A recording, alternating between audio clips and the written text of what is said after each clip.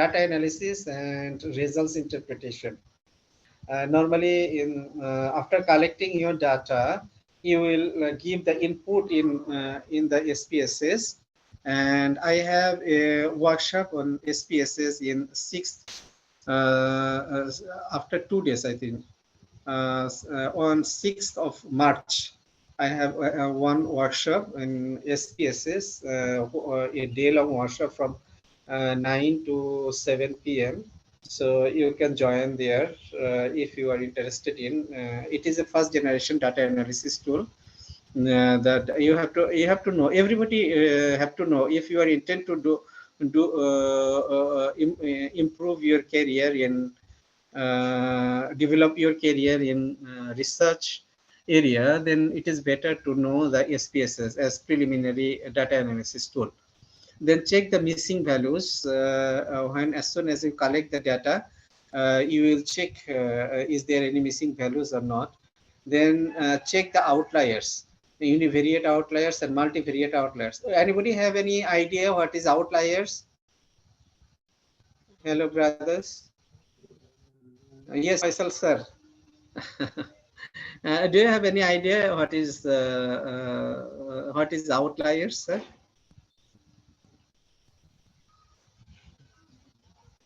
Anybody? No, sir. No, sir. I have no idea. Yes. I have okay. once I have studied it, but I cannot recall it. Something okay. The variables which is not directly related with dependent or independent variables, something like that maybe. Okay. I'm not sure. Okay.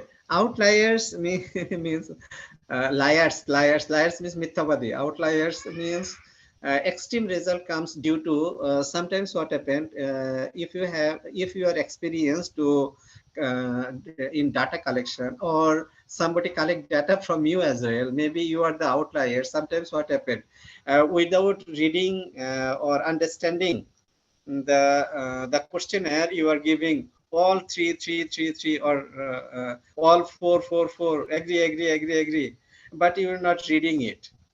Understand? Then Yes, it is called sir. outliers. It influence the results. So you have to extract these results. There is some techniques in SPSS to extract those outliers so that it cannot hamper, it cannot influence your result. Okay, that is called the outliers. There are two kinds of outliers. One is univariate outliers, another is multivariate. Univariate means within one area, constructs, what are the items, all are outliers, then it is called univariate. And now if it is more than one variables are outlying, then it is called multivariate outliers. Then check the data normality. There are two kinds of data normality. One is univariate data normality and multivariate data normality. Univariate data normality you can check through the skewness and kurtosis, and multivariate data outliers you can skewness and kurtosis can be checked through the SPSS, but multivariate data normality you can check through the Mardia test, and Mardia test not available in SPSS. There is some one tool in website. By using that website, you can do your multivariate data normality. And demographic profile you can check through the you can explain or do the analysis through the frequency analysis by using SPSS. And factor analysis, you can do EFA from SPSS and CFA from structural equation modeling using AMOS.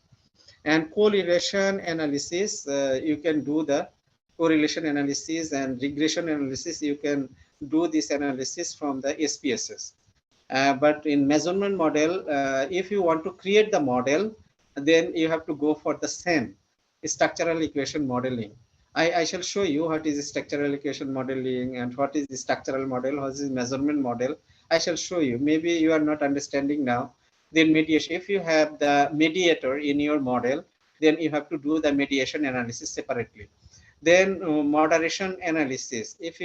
There are two kinds of moderator. One is continuous moderator, and another is categorical moderator.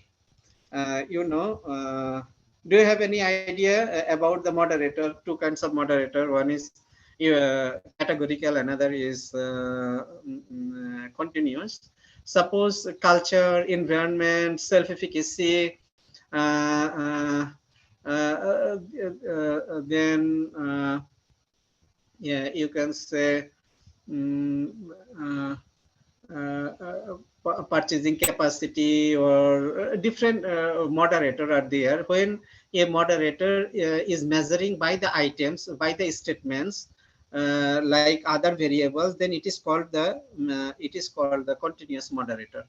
If the moderator is like categorical like is gender male and female, there are two categories. Suppose age says 20 to 25 age group, and 26 to 30, so different age groups are there, so it is called categorical moderator. There are different categorical moderator. We do this analysis by multi-group analysis, and another continuous moderator, we do the bootstrapping test in smart PLS or AMOS. Mm,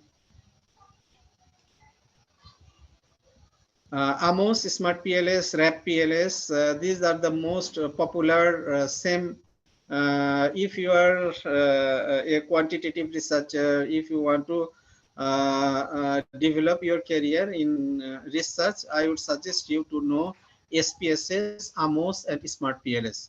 So I have one workshop on 12 and 13. I can show you. This is the workshop I have on 6 March on SPSS, $18 or 1,500. It is international webinar. Different from different countries, they will join this workshop. This is not free.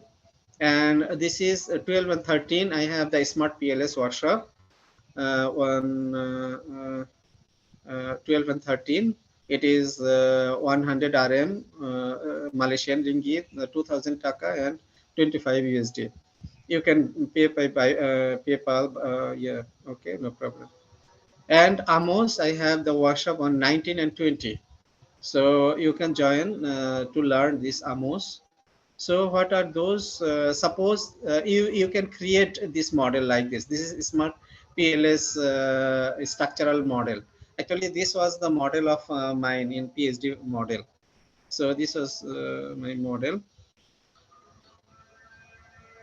Measurement model in same Amos.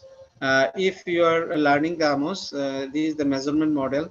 You can create the model like this. And this is the indexes. So this will help you. So this is the Amos. This is the measurement model. You can create the structural model, and yeah, you can confirmatory factor analysis model also you can do. And this is the smart PLS, and